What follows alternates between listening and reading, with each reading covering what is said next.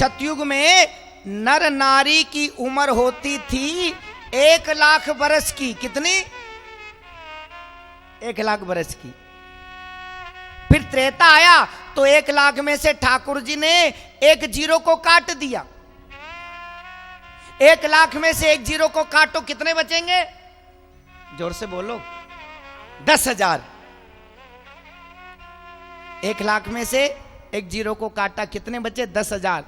त्रेता युग में नर नारी की उम्र होती थी 10,000 वर्ष की। फिर द्वापर युग आया तो 10,000 में से भगवान ने एक जीरो को और काट दिया। 10,000 में से एक जीरो को काटो, कितने बचेंगे? 1,000। द्वापर युग में नर नारी की उम्र होती थी 1,000 वर्ष की। फिर आया कलयुग तो 1,000 में से भगवान ने एक और जीरो को काट दिया। 1,000 में से एक जीरो को काटो, कितने बचेंगे? 100। तो कलयुग में नर नारी की उम्र कितनी होती है? 100 वर्ष की। अब डर लगता है कहीं भगवान एक और जीरो और ना काट देवे, वरना 10 साल में क्या करेंगे? अभी आदमी 100 बरस नहीं जी पाता, 60 के बाद में 60 है। जैसे वल्प 60 हो जाता है ना, दिल्ली के मैकेनिक को बुला लो, 60 वल्प नहीं चले, इसी तरह 60 के बाद आदमी नहीं चले, फिर तो गोली दवाई के भरोसे ही चले। कभी माथा दुखे, कभी पेट दुखे, कभी हाथ दुखे, कभी पांव दुखे। पर जो बुजुर्ग लोग हैं, शुद्ध अन्न खाया है, शुद्ध सब्जी खाई है, शुद्ध जल पिया है, शुद्ध वातावरण में रहे हैं, वो 100 बरस जी सकते हैं। पुराने लोग। आजकल तो 60 के बाद 60 है। आपने देखा होगा पहले बीमारियां कम होती थी, खान पान शुद्ध होता था। आजकल सब में मिलावट, घी में, तेल में, मसालों में, आटे में, यहां तक कि पानी भी लोग बिस्लेरी का पी रहे हैं।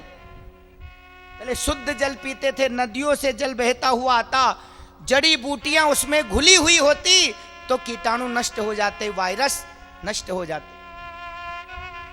आपने देखा होगा पहले लोग कम बीमार पड़ते थे, पहले ज्यादा ही तबीयत बिगड़ जाती तब डॉक्टर साहब बाटल चढ़ाते। और आपने भी देखा होगा जिसको बाटल चढ़ाई जाती रिश्तेदार मिलने आते, चलो ब्याजी साहब के बाटल चढ़िए, कपड़े लेके आते, मिलने आते। आजकल तो जरा सा सर दर्द हुआ डॉक्टर साहब बाटल लगा देते, अब कोई मिलने भी नहीं आता। अरे बाटल क्या, आजकल गैस का बाटला चढ़ा दो तो कोई मिलने नहीं आए। तो पहले लोग मजबूत रहते थे, खान पान शुद्ध रहता था, वातावरण शुद्ध रहता था, आचार विचार शुद्ध रखते थे। पहले आदमी लंबा भी ज्यादा रहता था। नर नारी कितने लंबे रहते थे याद रखना। सतयुग में नर नारी अपने हाथों से 21 हाथ लंबे रहते। कितने? 21 हाथ लंबे। त्रेता में 14 हाथ लंबे रहते थे, द्वापर में 7 हाथ लंबे, और कलयुग में हर एक नर नारी अपने हाथों से 3.5 हाथ लंबे रहते हैं। कितने? 3.5 हाथ लंबे। और भरोसा ना करो तो रात को सोने से पहले नाप तोल के देख लेना। अब कहोगे कैसे नापेंगे, तो कह देना तू मेरे को नाप, मैं तेरे को नापू। अपने हाथों से हर नर नारी 3.5 हाथ लंबे रहते हैं, चाहे बालक हो, चाहे जवान हो, चाहे वृद्ध हो। तो चारों युग खड़े थे, सतयुग, त्रेता, द्वापर, कलयुग, और सामने भगत जी खड़े थे। सतयुग अपनी तारीफ कर रहा था, मेरे में जो तपस्या करता है उसका उद्धार करता हूं। त्रेता ने कहा मुझ में जो योग करता है उसका उद्धार करता हूं। द्वापर युग ने कहा मुझ में जो समाधि लगाता है उसका उद्धार करता हूं।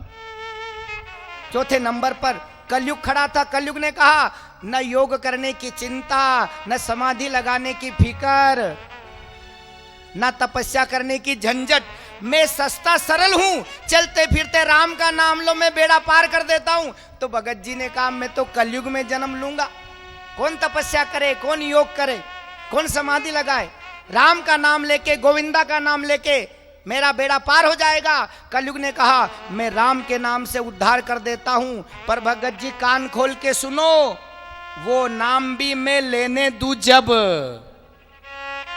वो नाम भी मैं लेने दूं जब। सस्ती चीज